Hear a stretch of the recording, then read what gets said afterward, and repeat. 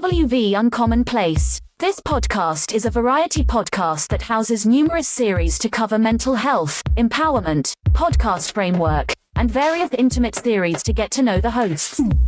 Along with occasional movies reviews and dives in pop culture with our event podcast episodes. The Uncommon Place digs into bringing guests on that stories don't fit the mold and are very different. WV stands for the great state of West Virginia, and every quarter we cover something in West Virginia. Stacey and myself, JR, are your hosts, so please come along for this venture to our Uncommon Place.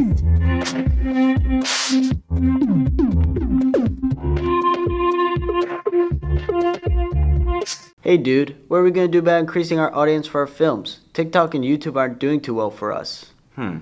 Well, now that I think about it, my friend told me about the West Virginia Mountaineer Short Film Festival on April 19th through the 21st over at WVU in Morgantown. It's happening at the Kennedy Creative Arts Center on that Friday and Saturday, and at the WVU Mountain Lair on Sunday.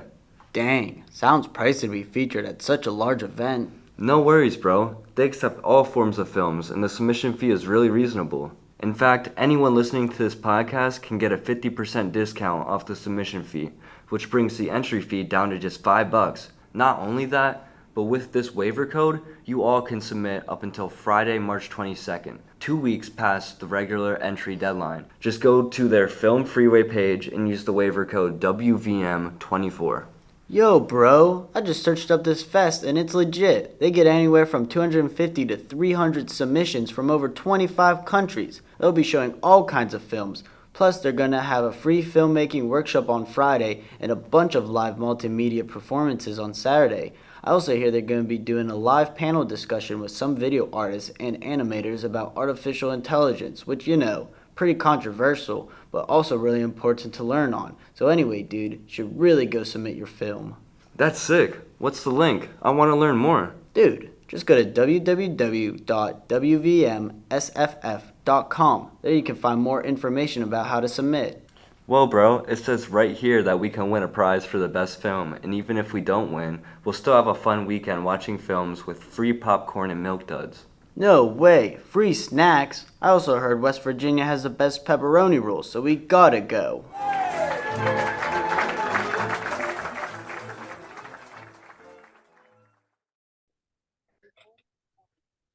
Howdy, everybody. I am JR Sparrow, host of West Virginia Commonplace, co-host on Sparrows Under Review.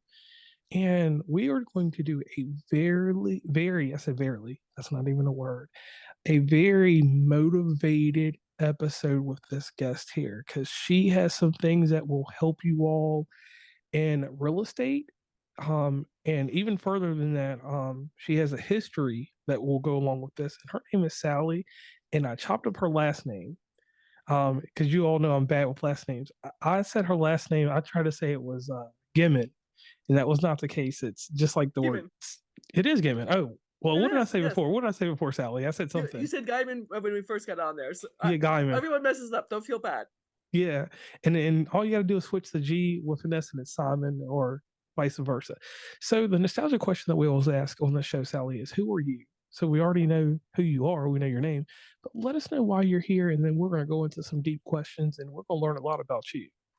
Excellent. I appreciate you having me, JR. I am a real estate investor who got in trouble with short-term capital gains in 2019. All of a sudden, I had to come up with $79,000 that I did not have. Because of that, I researched the Spendthrift Trust, and I found out about the business and beneficial spendthrift trust, and now I want to teach as many U.S. investors, U.S. business owners, and U.S. 1099 income earners how they too can save taxes legally, because so few people have ever heard of this. All right, I'll definitely need to know that, because some of the things I do, and especially with podcasting, you know, it's a 1099 business and with my other endeavors. So let's do this real quick. You were an insurance agent 20 years ago, correct? Correct. I still have my licenses, correct. All right, so tell me how your journey into real estate investment was motivated. Like, what was the pivot? What made you change? Because, I mean, they're not even close. Like, that's two different dynamics. That's here and there. It's kind of putting it together because in 2019, I was working as a Medicare broker. and I wholesaled 7 properties after work, doing things like that.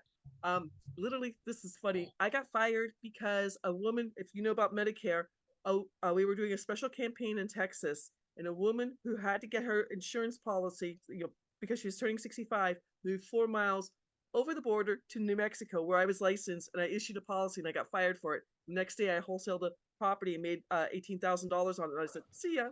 So that's. I still have my license because I'm never going to take that test again, but I don't do insurance anymore. Okay, that's respectable.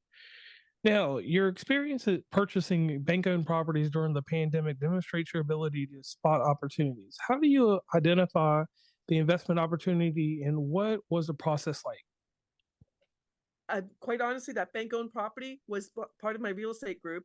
My mentor, Jay Tannenbaum, has relationships with banks, and we would get, it's called a tape, but basically it's an Excel spreadsheet, and that's where I was getting my properties. Currently, I've moved to North Carolina since 2019, and I'm doing what's called upset bids here in North Carolina, and I'm doing pre-foreclosures. Just in my zip code, there are 249 houses in pre-foreclosure that I've contacted all of them because My God. Yeah, that's a lot of people. Yeah, and the crazy thing about that is, with my job, we didn't get to talk about that in the pre-call or whatever. I travel, so I was just in the Charlotte area, and then that one day that I had the weekend off, so I went to Winston-Salem, Charlotte, Greensboro area, just floated around there. Okay. And previously, like I've been all over, North Carolina. Heck, I went to Elizabeth City, so you can tell, and even Wilmington, so you can tell that I've been the whole gamut. And I went to school at Appalachian State, so I traveled that area. Okay. So I can kind of understand what you're saying when it comes to property out there, because North Carolina's a different place, a really different place. Half of Long Island has moved to North Carolina. I mean, there's some great New York style pizza here. So, but a lot of people moved to North Carolina because today it was raining, but it was 65 degrees in the middle of February and rain and says snow. Right. And it's just that y'all have that great weather. Now, researching ways to minimize capital gains taxes led you to business and business and beneficial spin-thread trusts. Can you explain how I had to get that right? That was a tongue twister. But you got it right. Yeah, can you explain how these trusts work and how they've helped you defer taxes legally? I love that question. Most people have never heard of the Spendthrift Trust. 97% of trusts sold every year are what my mom and dad had and what Susie Orman talks about on PBS television, the family trust. The only thing the family trust does is avoid probate, and then it dissolves and goes away. This is exactly what the very rich families, the DuPonts, the Carnegies, the Rockefellers, the Kennedys have. The Spendthrift Trust comes from England way back when King Henry VIII started the Church of England, the famous king who chopped off his wives' heads. He started the Church of England. He went to go tax the lords and ladies of England. They went back to the Magna Carta, and it's contract law. It came to the colonies while we were still part of England. The law firm I work on behalf of inherited a trust that turned 350 years old in 2023. So it's 3.5 centuries they've been saving taxes. Our current tax code went into effect February of 1913, and the super rich families of that time, the Rockefellers, the DuPonts, the Carnegies, made sure they could save taxes. Well, if they can save taxes, JR, you and I should know about this and decide if this is appropriate for us too, because everyone should be on the level playing field at the same time. Okay. Whoa, I mean, that was amazing there. So I want to ask you this though, and this is just political wise about this. What type of legislation threatened to raise capital gains taxes, and how do you believe the Spendthrift Trust can continue to be beneficial for investors? Because that was something that well, I'll say this, that like when I started researching this, and this is what I get happy about when I have a guest that comes with something that is uncommon. Right. And this is something that was uncommon. So I'm learning more stuff, and my financial literacy is getting like, how you have a wow moment. That's what I'm having when I'm learning about this, because I said that after this, and I'm in a boot now because I hurt my leg or whatever. So I had a lot more free time to invest in learning about this. I'm gonna have to have a conversation with you outside of this about some more of this. But can you tell us what legislation threatened to raise capital gains taxes? Correct. the IRS tax code can only be changed by the Congress. I'm not trying to be political, but Congress is at their loggerheads right now. We might be shut down. What would happen if they do change the tax code is 643B, like Bravo? That's what the trust is based on. There's 5 elements to the trust. If they change the tax code, I can't sell the trust anymore. But once you start the trust, it's a contract. They can't break a contract. So that trust that's 350 years old, that can never be undone. I do have both the business and beneficial trust. If they change the law, they can't stop me from doing what I'm doing, because it is a contract, and it's a contract that um, they it's like a contract, a breach of contract they can't deal with.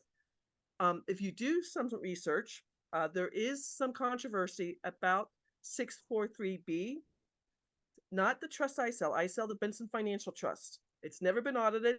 It's 75 years old. Some of the trusts do LLCs in different states, like Delaware versus Nevada versus Alaska. The Benson Financial Trust cannot hold any LLC or S Corp or C Corp. So that controversy that you might find, it doesn't pertain to the trust I sell. Okay. Now, getting back into the real estate investment, what would be advice you would give to someone considering doing real estate investment, especially in light of changing tax laws and economical conditions? Honestly, the top millionaires in the United States, they all have some form of real estate in their portfolio. It's a very fast and easy way to make real estate. If you go to a real estate agent who knows what to do, they can give you a list of foreclosure houses. They've all received that letter saying they got 90 days, and a list of pre-foreclosure houses, which they're behind on their payments, but they haven't gotten that final letter yet. And just start door knocking. Just go up and knock on the door and leave a notice saying, "I can help you with your situation." If you wholesale a house, that's where short-term capital gains come in. You can make between, my lowest was $5,000. My highest was $36,000. I mean, that's just door knocking is such an easy thing to do. Whoa. That's wild. You've Yes. actively involved in sharing your knowledge and insights with others through Real Estate Group and Win Women TV. What inspired you to start these platforms, and what do you hope to achieve with them beyond what you've already achieved?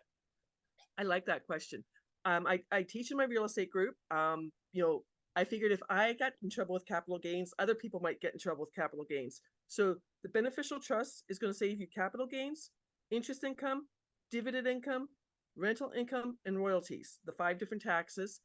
And Win-Win Women TV, unfortunately, a lot of women don't get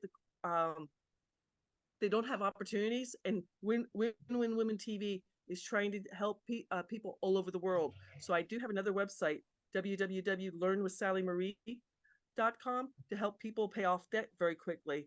And that's what I get to teach. I just want to share my knowledge. I mean, people help me, I want to help other people. Okay. Now, in what ways do you think that the real estate industry, I said injury, will evolve in the coming years, and how do you plan to adapt to those changes? Great question, because it really did change just recently. With interest rates going higher, instead of doing like a wholesaling deal or fix and flip, I now have switched over to doing what's called seller financing. The last house I got, one of the reasons I moved to North Carolina is upset bids. I won an upset bid for $259,000. The house is worth $365,000. I got a family in there that they're going to buy the house in 2 years at $340,000. So they're making, they've got some wiggle room there. They put a down payment, and then they're paying me every single month. This is considered seller financing, which is interest income. So I'm going to save over $56,700 in 2 years in taxes on seller financing of this house. And the family, they were in a small apartment. They had one child, and the wife was pregnant. They're now in a 3-bedroom, 2-bath house, and hopefully in the next 2 years, they're going to keep working on things. Maybe interest rates will come down, but the down payment they made and then their monthly payments and their rent all come off of how much they're going to refinance the house for. So hopefully they'll be able to pay for get financing on the house in 2 years. It's a win-win-win for everybody, if that makes sense. Okay, and I like that. That does make a lot of sense. We need you to come to West Virginia for a week and do a seminar. Now, I've been Now, to West Virginia. I spent 2 summers in War, West Virginia when I was a kid. oh Lord, It's a very small coal mining town. yes, ma'am. I know exactly where it is. Now, memorable success for you as a real estate investor. You've already given us that. But I need to know, me personally, I want to know a memorable challenge that you've learned as a real estate investor and what lessons can you take from that now? I'm not trying to crow, but upset bids. Everything was put on hold because of COVID.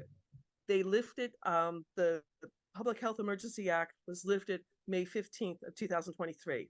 I happened to go in Mecklenburg County is where Charlotte is. Yes. I'm in Union County. I went into the Union County courthouse, and it was they do 10 business days on these upset bids, and it had done 4 days in March of 2020, and now there were only 6 days left. You can't take your cell phone into the courthouse. So I came out and I called one of my clients that I knew who is just got paid, saved a whole bunch of money in dividends. I called him and I said, there are 5 custom homes. Can you lend me $175,000 and then we'll split the difference. We won the bid the weekend after Memorial Day of 2023. We had one realtor open up all 5 houses at the same time. We paid off the mortgage. It was $3.5 million. And each of us made, my friend Don and myself, each made $600,000 a piece on just that one deal. It was an amazing deal. I mean, he had the money. I didn't have $173,000. He had that, and I didn't have it. So to me, that was my biggest win so far. Man, that's amazing. Yeah, I thank God, Don. When I called Don and explained it to him, he's just like, "What about guaranteed?" I'm like, "You'll get your money back no matter what happens." So that was an amazing thing there. So how do you balance the risks and rewards of real estate investing, especially in the uncertain times? Like, how do you decide on, is this the right time to do this or is this not? Because like you said, in the different areas, because you could have went further into Mecklenburg, like you could have went to Mooresville or somewhere like that, or Denver or somewhere, close by in North Carolina, I mean, down there near Charlotte, and bought something and ended up in a bad spot. Because I see a lot of development out there. Because I was literally just in Mooresville 2 weeks ago. So they're building everywhere here. Yes. Yeah. The problem with upset bids here in North Carolina is you can't get into the the house I was telling you about the seller financing. I couldn't get into the house and see if the people who lost the house, it was a foreclosure, did they pour concrete down the sewer, the sinks and things like that? Did they rip out all the lighting and stuff? It's a gamble. When I won the house and I changed the locks and I got in there, they left it almost perfectly. I mean, it had to be swept up and the cobwebs had to be taken out, but other than that, I didn't have to paint anything. It was just amazingly left well. So there is a risk there. I did one of my deals that got me in trouble with the IRS, the 7 deals in 2019. It was a house. Do you know where Thomasville, North Carolina is? Yes, I do. The furniture. The furniture, yeah, exactly. Well, it was this completely, I mean, if you saw the pictures of it, it was a shack. But, I called 2 different, I love the story. I called 2 different real estate agents. The first real estate agent wouldn't help me. The second real estate agent gave me 3 contractors. First contractor was busy. Second contractor asked for 24 hours. He's just like, I'll buy the house from you for $25,000. I got the deal for $7,000, and the house was worth almost $100,000. But it was a shack. I mean, when you saw the pictures, he fixed it up. It looks beautiful now. But there's risk, but there's great reward too. Right, because certain gambles work out. Okay, exactly. And I like that. I like that. It's better than going to Las Vegas. That's what I'll tell you. Okay. Now, looking ahead, what are your future goals and aspirations in the world of real estate investing and financial planning? Like, what's the next big thing for you? My big thing, the cats that my I was helping a niece. I've got 9 nieces and nephews. I was Whoa. helping one of my nieces pay her student loans. She went to a private school. She works for the county government in California. At Christmas, she told her other 3 sisters that I was helping her pay the student loans. So now I have to help all my nieces and nephews pay their student loans. So it's I don't know if you said you went to Appalachian State ASU. Do you have you paid off of your student Yes, loans yet? ma'am. Yes, ma'am. Congratulations. I mean, Samantha's 28 years old. Kayla's 20. Their steps. So 28, 26, 24, and 22. And so, they all have debt that I'm helping them pay up. I'm financially free, but I'm trying to help them too. Right, because that's one thing that burdens our our younger youth. Because I'm 38, so obviously, I had enough time. But everything didn't get good until I was 33, so we know how that goes. So, moving forward along with this, if you could, we're going to do this whole thing real quick. I pay homage to a show called 2020. It was a news magazine when I was coming up. John Stossel, he was the comedic relief. Diane Sawyer was pretty poignant when it came to the way that she interviewed. But there was a lady, the late great Barbara Walter. She was regal. And another thing about her is that she could make people real personable, and she could like just raise a certain level of. She has an it factor, basically. We both know that. So, Sally, it's time to put you on the hot seat for your 2020 questions. Are you ready? Let's do it. All right, so here we go. Now, real estate investing is a hard pill to swallow. It's a lot of mental anguish, and sometimes it's heartache. But in your case, some of the heartache, it goes away because it becomes to fruition later. So, how do you handle the mental stress of what you do? Before I plunk money down, I really do look at the numbers, and then I have at least 2 exit strategies, so I know how I'm going to get out of a deal if it goes sour. Okay. Oh, so you're good.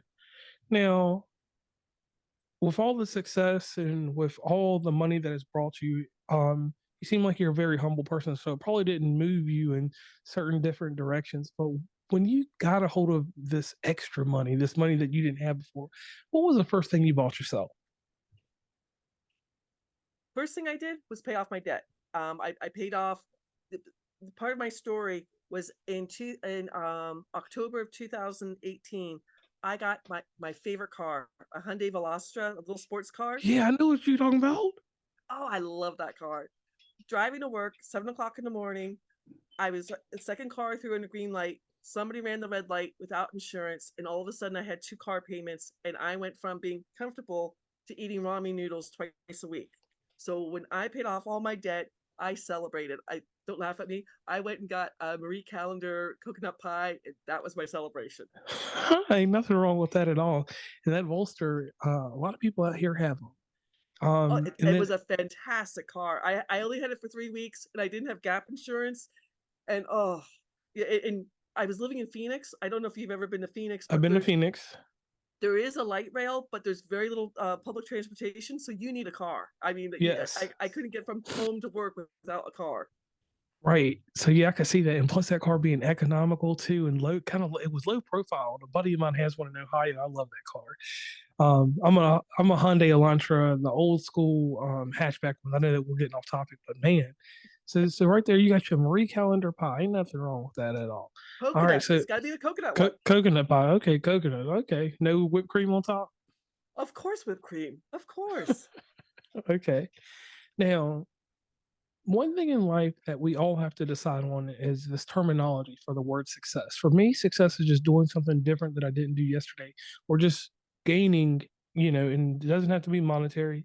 It could be spiritual or mentally, however you want to figure it out. So please define for us, Sally, what is success to you? And then after you define it, tell us about how you handle the self criticism that you give yourself to get to success. Interesting question. To me, success is doing 1% more every single day. So in 30 days, I've got done 30% more. So today, my goal was I had to send out emails to at least 6 different podcasters. it's like a Pringle. You can't eat just one Pringle. You've got to eat the entire can of Pringles. So just 1% more. And what I do before I go to bed, I write down the 6 things I have to do tomorrow in my a journal. And as I do the thing, I cross it off so I know I've done the things I plan to do. Okay. So, Okay. so for me to define success,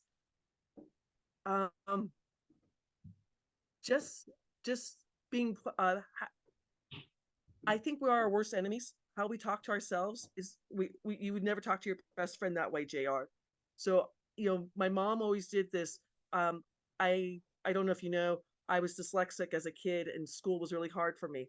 So whenever I would say something negative, my mom would tell me I had to say 3 good things. So every time I hear myself say something negative, I have to say 3 good things about it. So it can't be I don't walk to school. I don't walk to school with her. I don't eat lunch with her, and she doesn't live next door. I had to find other things like that. And gratitude. I write 10 different gratitudes every single day for a whole week. I can't write duplicate gratitude for the whole week. Okay, and I like that. And that right there wraps up those 2020 questions. And right there, that made you personable. And I want to thank you because now people have more to go on. Now, one thing that you did earlier, you did a little plug, but on this show, we like to do the shameless plug. Can you give us a shameless plug where everybody can meet and greet you across the internet? I love it. My last name is rather unusual. So on Facebook, I'm not on LinkedIn, but on Facebook, on Instagram, on YouTube, there you can find me, Sally Gimon. My website is thetrustisisyou.com, and I want to help as many U.S. business owners, U.S. 1099 income earners, and U.S. investors save federal taxes legally. Thank you for having me on your show, JR. I appreciate that. Thank you so much. And once again, we'll just wrap it up there because this was poised. This was just polished to death. You've been doing a very good job. So I want to tell you, thank you, Sally, for coming on. And in the near future, I will get some more information from her outside of this to put heavier in the show notes beyond what is provided by the great Pod Match. And I will get people in tune with this because I know a lot of people that work with me actually in my normal job that are 1099 workers that could use this because, we have to worry about every little penny and how we're going to equate for stuff. So I thank you very much for that. So on this note, she's Sally and I'm JR and we're signing off. Thank you. That was awesome. Please follow WV Uncommonplace on Instagram, Tumblr, Twitter, TikTok where we have some great content, Facebook, LinkedIn. Hit up the merch store at oncommonplace.square.site. Join the email list from the website and rate, subscribe, and give feedback from your favorite podcatcher. And lastly, thanks for listening and tune into the next episode.